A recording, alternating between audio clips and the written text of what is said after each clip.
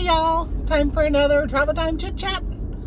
Just heading home from some grocery stores and drugstore pickup, and thought I'm going to give you my opinion on whether or not a reseller should sign an NDA, a non-disclosure agreement with eBay, because it's been all over the channels lately, and I have an opinion, so let me share it. All right, so what do I think? First, if I am a reseller on eBay and eBay says, and I'm having a lot of issues, and eBay said to me, we would love your feedback. You are an influencer, which I'm not really an influencer, right? I got like 30 of you that watch me on a regular basis. But if they said, hey, you're an influencer, you got thousands of views on your videos and, tens of thousands, hundreds of thousands, and you're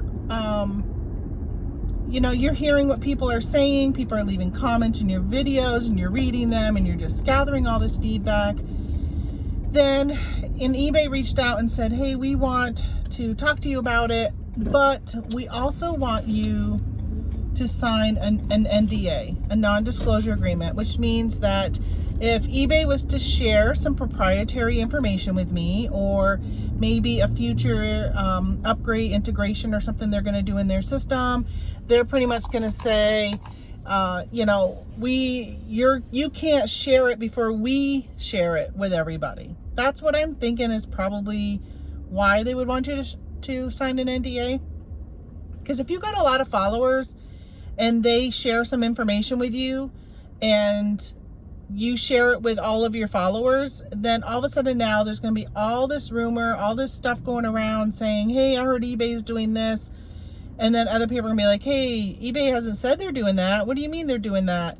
And then people are going to be calling or, messaging eBay for business. Like, it's just going to become a game of telephone. So I can understand that. Plus, let's say they're going to release something that's a game changer in the reselling world, and they don't want, Mercari and Etsy and whatnot and Poshmark or whoever else, right? They don't really want them, maybe even Amazon. They don't want them to know that they're going to be releasing whatever this is. So I can completely understand that. So as an influencer, would I sign, again, I'm not saying I'm an influencer, but if I was, would I sign, although I do think I probably influenced a couple of you, would I sign an NDA to get the ears of eBay, knowing there's going to be stuff they're going to share with me that I can't share with anyone else? And I would say yes, I would do that, because you are gathering all this information from other sellers, and if you have the ability to share that with eBay, now you can stop that at any time. So you can always say, after your first phone call or your first Zoom or however they do it, I don't know. In the past, I used to fly people actually to California to the headquarters and talk to them. Now, if they were to say to me, yeah, we're going to Zoom call you, and after that Zoom call, I said to them, hey, I want to get back to my peeps that watched me, and I want to let them know that I had this call with you, and I voiced their opinions, and this is what you said, and I would say, is it okay if I share that? And if they were to say no, under the NDA, we don't want you to share that, then I would probably say, okay, I'm not going to have this conversation with you anymore. Because if it is sharing, just saying something as in, yeah, we're doing some updates to the search algorithm, we're trying to get it ready to implement something else, but they don't even tell you what that is. Even if they tell you what that is, you should be able to go back and at least tell your followers that you spoke to them and they're working on a fix, or they're working on some updates, and that is what's causing some of the mess in the search and so forth. There should be a line that you, being that representative, that can go back and tell your followers. So if eBay said to me I couldn't say anything back to my followers, then I would say, okay, I'm going to cancel my relationship with you in this regard, and I'm no longer going to talk to you about the issues that I'm hearing from my followers, because you would want to be able to share that. Otherwise, your followers are going to say, listen, we trusted you to be our voice, and you might be our voice, but we're not getting the feedback that we need. And that's what we are, I think that's what a lot of sellers are saying is, and I will say right now, I'm not one of them. My sales are okay. My sales have been pretty good. I've been running some really good sales. I've been promoting. When my sales go down, I know it's because I haven't been selling, listing. I haven't been sending out offers. Like, I can directly relate my lower sales to my lack of putting the time and effort into it.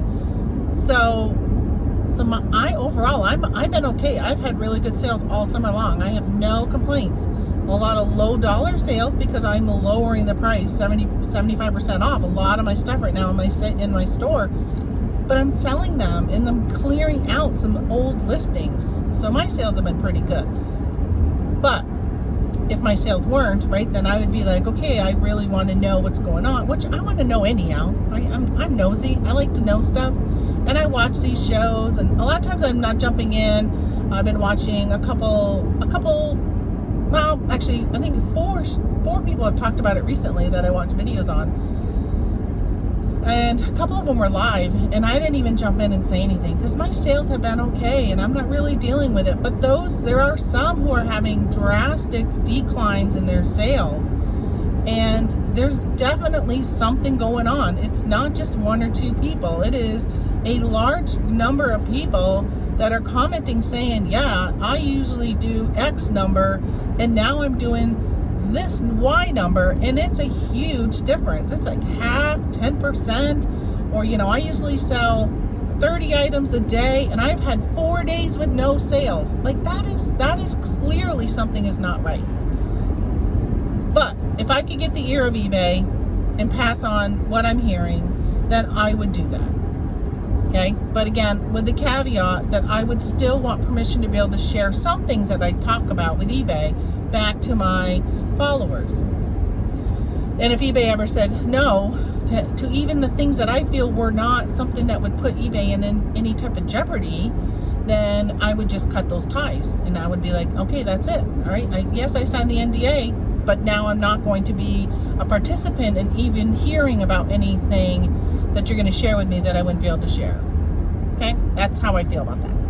Now, I will say I belong to some Facebook groups, and there's one in particular that it is very clear there are some longtime sellers that were part of the Power Seller group, or I don't even know what they were called at one time. They had the ear of eBay.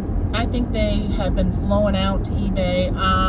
I do know they get free things, free swag all the time from eBay. I shouldn't say all the time. At least once a year, I would say at least once a year they're posting. And it's not cheap stuff. It's like $100 value items. Like, they're not cheap things. And I know being in that group, I'm always kind of like, yeah, must be nice. It would be really nice if eBay would cycle through those people and have different people that they hear from. I feel like when I go, I'm not even going to eBay Open this year. I feel like when I've gone to eBay Open, it is the same topics, the same speakers. Like, I don't care about trading cards. I don't care about sneakers. I don't care about eBay Motors. I want, more of your one-off type of people.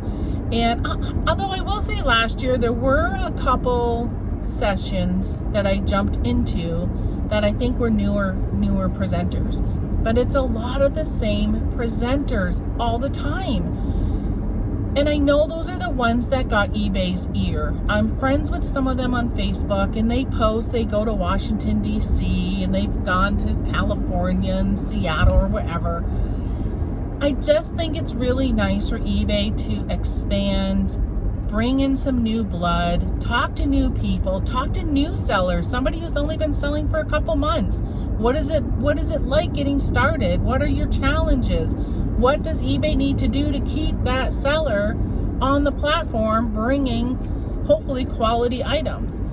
in talking to, you know, a lot of the older sellers, a lot of them don't like change, but I think it's important for them to know why the change, right? A lot of times we don't know why the change is. For instance, when they added item specifics on eBay, people were up in arms. And I will say I was never really up in arms, but I was definitely somebody who was like, oh, I got to take all this time now. And I think the first time it was like during Q4 when they did it, and edit all my listings. And that was time consuming. What I would like to know is some numbers from eBay.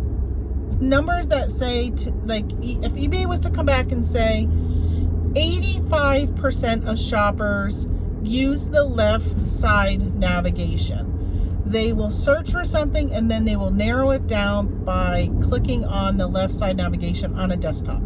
I don't even know. I guess you can do it on the app too. You just have to click it and do all that.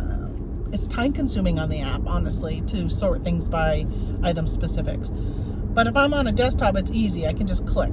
And I do it. So if I am searching for something, let's say I was searching for a shirt in a certain size, I would use the drop down or the item specifics on the side to narrow down my search, because sometimes it would come up with something that's not really what I'm looking for. Lately, I've been getting a lot of eBay motor items that have nothing to do with the clothing I'm looking for. So I do use that. Or sometimes I'll even use it just to sort in a specific category. So if a bunch of eBay motor items come up when I'm searching for black leggings, then I would go and click on clothing. And so it will only show me the items that are in the clothing category. So I use item specifics. But I'd like to know how many other buyers use item specifics. And I think if I heard that number, and if it was a large number, it would definitely entice me to want to take the time to make sure I'm filling out the item specifics correctly. I do know that if I have a burgundy shirt, or let's say I had this shirt, right? It's kind of like a peach, like a dark peach color or coral color, right? So for me, I wouldn't want to put this in as a coral shirt. I would want to put it in as an orange shirt, because that's what's going to be in the drop down sections. And when people type in their own metric of whatever it is, their own specific item, it doesn't show up. It only shows the ones that are like the drop down colors, right? So yeah, it would be really nice to get that information. New blood, new people that they're listening to. And I'm not saying that the older people that have been around, that they aren't legitimate sellers and all that kind of stuff and still have stuff to share. But some of them have been around for so long and they are almost like lobbyists for eBay. And when you listen to them talk in any of the groups, a lot of it is really tailored towards they're drinking eBay's Kool-Aid, as we say, right? So I don't know. And honestly, if all you do is speak positive of eBay and you're just always positive, it gets to a point where you're kind of like, you're missing the boat in what the frustrations are of other sellers. If all you're going to do is tout how great eBay is.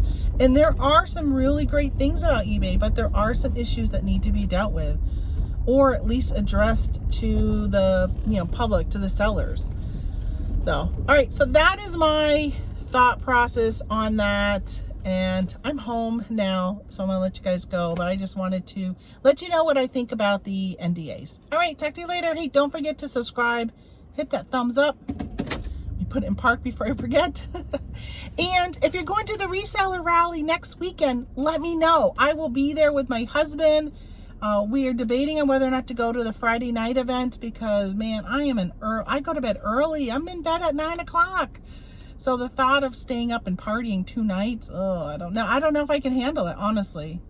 So I'm not sure if I'm going to go to Friday night. So if you're going to be there Friday night, let me know, because I might just dive in and buy a ticket for Friday night too. So, all right. See you guys later. Bye.